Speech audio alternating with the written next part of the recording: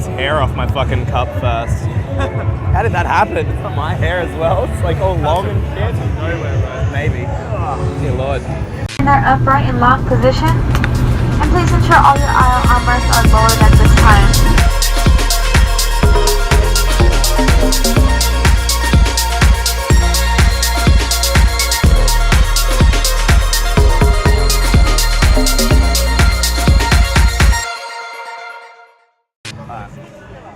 Yo, what's going on, guys? We're here at Sets on the Beach, and we have a very, I don't know, how do I describe you? I don't know. You could just say a special guest, I suppose. Yeah, I should say special guest, eh? Special guest. So I'm gonna let him introduce himself to you, and then we're gonna get into some nitty-gritty stories that I think you all will love. So tell the people who you are, where you're from, do your thing. Cool. I'm Mickey Kojak, I'm from Sydney. I'm playing Sets on the Beach today. This is such an incredible festival. I've never actually been to a Sets on the Beach before, and this is fucking sick. It's so good. Like it's it's raining a lot and everything, but there are so many people here just keen to party. Yeah. It's like unlike anything I've ever seen before. Have you ever DJ'd at an event where like you get to dance on sand? Where I get to what? Dance on sand? No, I haven't actually. That's it. Yeah. This is unique in itself. That's it. That's exactly right. I think like Sets on the Beach has always had that sort of aspect. Yeah, cool. Which is like fucking epic. So, so tell us a little bit about. We'll get to the stories a little bit later. Yeah. But where did you start? So, for everyone watching this is going to be some people going to be like, I want to be a DJ, or I want to get into the industry, or I just want to be a cool cunt, like whatever, like you know, whatever it is, eh? Sorry, brother. What's up? And then, so how did you start, and what advice sort of would you give someone who loves music and wants to sort of get involved with that sort of thing and reach the heights that you've already? Sure, I think the biggest thing is that you just have to, like, you've already kind of given me a prerequisite of like passion. You gotta be passionate about this stuff because there's a lot of hours and there's a lot of effort for very little return, especially at the start. But you gotta like realize and understand that it's not just about getting this payoff of like a reward of playing a big set or anything like that. You're doing it because it's bettering you as a musician, or it's bettering you as a DJ, or anything like that, as a producer.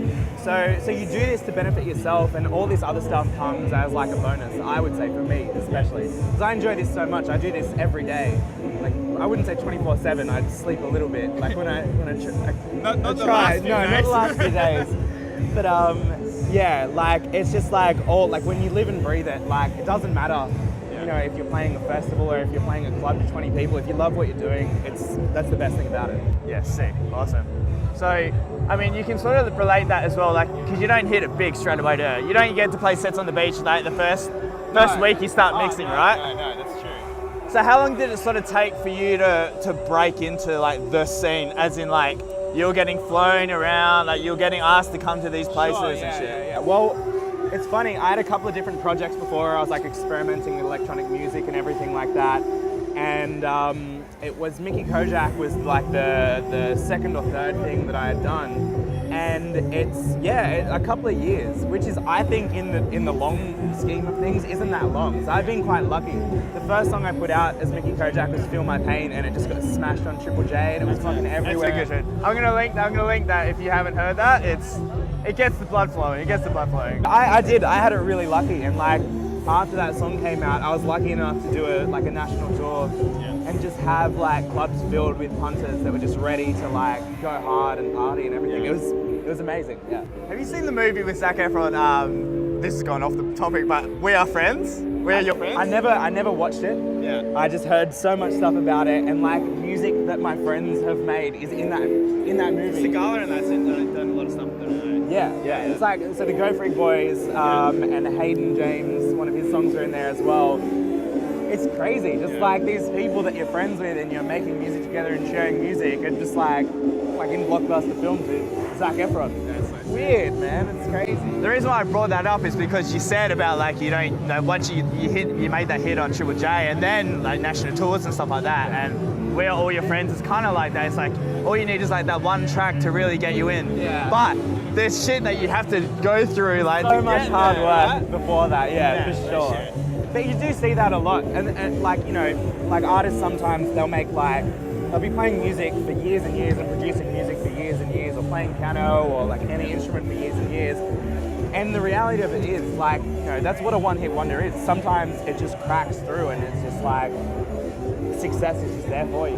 Yeah, 100%. Nice, man. Bro, watch out. Camera. Oh, you saw it? Camera, yeah. Do you want to introduce yourself? Might as well just get you into it. Yeah. Hectic. Those are the Go Freek boys. I was talking about that before. Yeah. Those guys rock as well. They're fucking there. So hopefully I can hit them up for a bit of a chat later. US.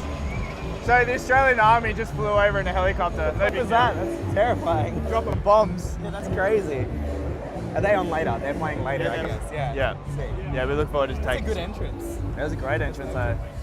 All right, so that's sort of like, you know, your journey and shit like that. Yeah, sure. Good for people to understand, and they can like relate that to anything, not just DJing, but in life. You know, it's you don't, you know, you make $1 million straight away. You don't get successful straight away. You got to go through the shit, right? So that's the ins and outs. Let's get to like the fun stuff. Yeah. So what dumb shit have you done?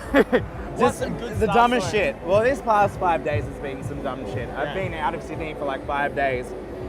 It's just kind of like, it's very hard at this point. This is the last date on like a short run of shows. So, and it's crazy because all like my friends are here from Sydney as well. We're all playing. So it's going to be the biggest night. But just like, the past 5 days have been incredible. Like I partied with like Justin Bieber's dancers in Melbourne. Sick. Just like, how did that happen? I don't know. It just kind of happened like that. Jesus. So another thing that's happened with me before as well, I was playing as a special guest for one of like Alice in Wonderland shows in Adelaide. Yeah. Very last minute thing. It was a great show, and she's a killer. She's so very good. cool, hey? And just got a bit too like lit in the club, I would say. Missed my flight the next day, and I like it sucked. I just woke up and I was like, what have I done? And then I hear a knock on my door, and it's the person trying to clean my room, and I'm like, oh god, I fucked up. This is it. Missed my flight. Had to pay for another flight and everything like that. But felt like a rock star. So it all kind of paid off in the end. It's a good experience, I think, if nothing else. 100%. I think missing flights, you learn so much from it. Probably, yeah. I'm a better person. Yeah, 100%. Yeah. Yeah. Cheers to that. Cheers. Cheers, become a better person. And the story you told me just before about not knowing where you were. Oh, this is like so fresh for me as well. It still hurts. Flying from Adelaide to Perth, didn't go home from the club, just kind of went straight to the airport. I was very tired. Got on the plane, had the whole row to myself. It was perfect. It was really, really good. It's what you need on a flight like that. Woke up halfway through the flight and someone was sitting next to me and I was like, all right, this is kind of weird. Fell back asleep. We landed. I checked my phone. My phone said I was in Bali. And I was like, oh no, fuck, what have I done? The whole time I'm just looking around and just like scared for my life. I'm like, oh shit, I'm gonna miss my set. But I'm in Bali, so that's kind of good. Get off the plane, look around at this airport. And I've been to Perth a bunch of times as well, and everything is so different. Yeah. And I end up going up and asking a stewardess, and I'm like, am I in Bali? She's like, you're in Perth. And I'm like, thank God, thank God. That was, that was just like, I think partially had to do with me being a little bit brain dead as well this morning. Understand. And now you're here, Now I'm here, barely, I sipping think. on Jesus juice and I'm probably gonna go hell for that one, but yeah. Cool, man. Well, anything else you'd like to add? I don't know, just like, thank you for having me. This is sick. Yeah. I've never been to this festival before, and I'm like, I'm gonna come back as like a fan. It's just so good. Perth's very excited to have you here and looking forward to really seeing what you come on. You got anything big happening this year? Like, you got any like big tours? Anything you want to share with? Like, Doing where you're playing, doing a couple of things that are exciting, but not necessarily like involved with Mickey Kojak stuff. I'm going to Europe next month with a Triple J artist called Goody, playing keyboard for her, playing with like Bon Iver and like Primavera Sound and stuff like that, which is going to be mental. Hopefully if I'm over there and I can book a couple of shows for myself, it'd be dope. But for now, just playing those massive festivals, I suppose. Oh! Sick. That was just Yolanda Be Cool giving me these sweat wristbands. I love you, It's great. man. It's so wicked. I good. can't wait to hit them up a little bit later. Legends. All right, cool. Well, I love you and leave you. Thanks for coming on. Thank you so much. And I'll shoot a little bit of video. The film that we're going to show is going to be some cool stuff today. You guys kind of get to see what what Mickey gets up to in the back end of the stage, and you know, a few other things. So cheers for listening, guys, and we'll see you guys soon. Phew. You want some? Yes. I knew you'd go. Hey, Mom! The meatloaf! We want it now! Save your breath, I know you too well. Masquerade your plight, but I can tell. Oh, you fill your lungs with spite. They'll get no use tonight. So save your breath, I know you too well. Save your breath, I know you. Save your breath, I know you.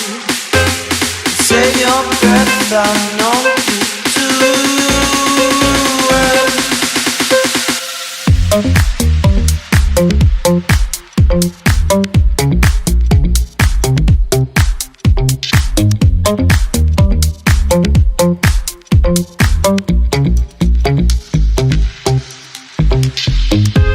It's in your mind, it's in your heart. Wish you told me from the start. Now I see it clear as day. Now you know why I can't stay. Save your breath, I know you too well. Masquerade your plight, but I can tell. Oh, you fill your lungs with spite. Get no use tonight.